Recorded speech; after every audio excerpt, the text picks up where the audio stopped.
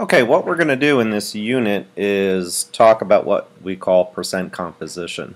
So far in this unit what we've tried to do is relate this concept of moles and formulas. Back in Unit 4 we talked about formulas, ionic formulas, covalent formulas, so if you're having any trouble with that, go back to Unit 4 and review some of that. We talked about the mole earlier in this unit, and if you're still unsure as to what a mole is, go back to Lesson 1 in this unit and review that concept. So what we're going to do is look at what we call percent composition. So for example, if we had 100 grams of aluminum oxide, and aluminum oxide is used to extract aluminum, so what we could do is calculate how many grams of aluminum we could extract from 100 grams of aluminum oxide if we knew the percent composition of aluminum. So that's what we're going to do in this chapter. Okay, so like I said, we're going to talk about percent composition. So first of all, let's talk about what a percentage is. And I'm sure everybody watching this already knows what a percentage is, but let's just do some review. Let's say you took a test in chemistry and there were 100 questions on the test and you got 81 of them correct. To calculate the percentage, as you all know, we're going to take 81 divided by 100 and we're going to get 81%. So a percentage is nothing more than you comparing the part of something over the whole, and then you're going to multiply by 100. And that's going to give you your percentage. So what we're really looking at here is the percentage of elements in a compound.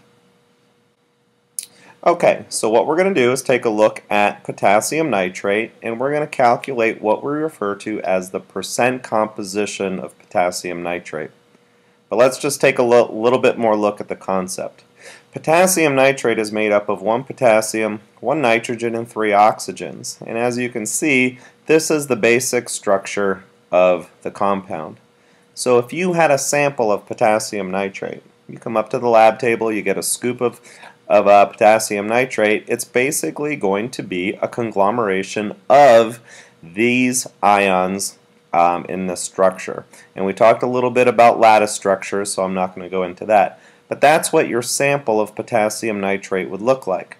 So in that sample, you're going to have a certain percentage of potassium ions and a certain percentage of you'll actually have a certain percentage of the nitrate polyatomic, but what we're going to do is break this down into the percentage of potassium, the percentage of nitrogen, and the percentage of oxygen.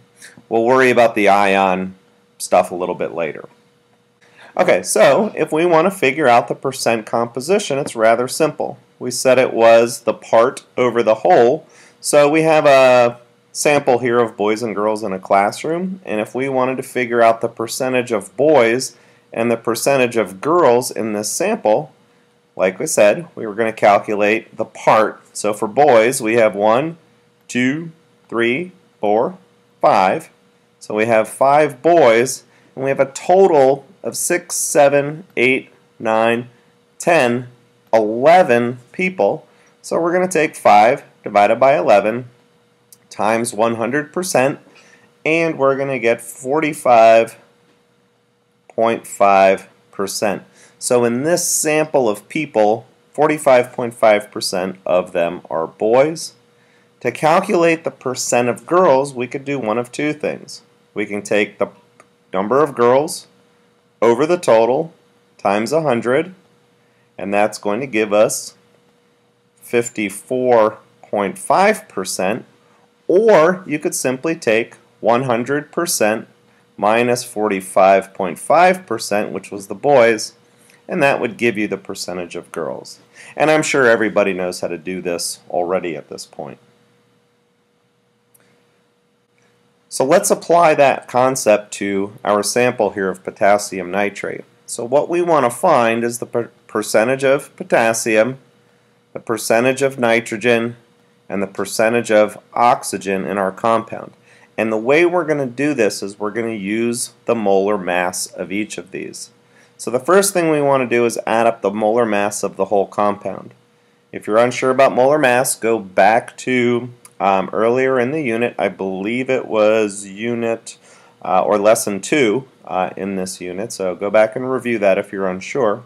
So to calculate our molar mass here, potassium from the periodic table is 39, nitrogen is 14, and we have 3 oxygens, each of them weighing 16, so our total molar mass is 101, and we're going to use units of grams per mole.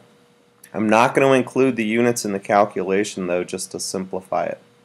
So, to figure out our percent potassium, we're going to take its molar mass over the total times 100%. Now don't write 100% as 1. Don't move the decimal, just multiply by 100. And you would get 38.6%.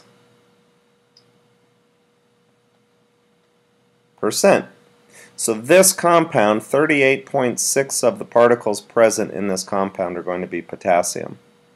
Let's take a look at nitrogen. There's 1 nitrogen. Its mass is 14 over 101 times 100.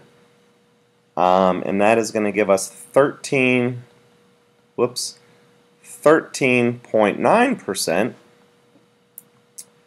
And if we look at the oxygen, again, we can do this one of 2 ways. We can add up our 2 percentages and subtract from 100, or we have 3 times 16, which is the amount of oxygen present in the compound, over 101 times 100, and that's going to give us 47.5%.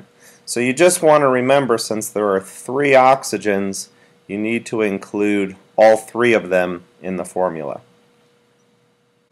Okay, so that was pretty simple. So let's just do a couple of sample problems. We've got 2 formulas here, and let's do the calcium phosphate first. Now you have to remember how to write formulas. So again, if you're unsure about that, go back to Unit 4. So our formula for calcium phosphate is going to be that, and that's a 4. Let me see if I can fix that. I do like this new program. Good enough. Alright, so we want to figure out the percentage of calcium, the percentage of phosphorus, and the percentage of oxygen in this compound. If we add up the total molar mass, we have 3 calciums at 40. We have 2 phosphoruses, because remember that 2 distributes to everything in the parentheses. Phosphorus is 31, and we have 8 oxygens at 16. Again, that 2 is going to multiply that 4. So that's going to give us a total of 310. And our calcium part, the 3 times 40, is 120. We're going to multiply that by 100. And we're going to get 38.7%.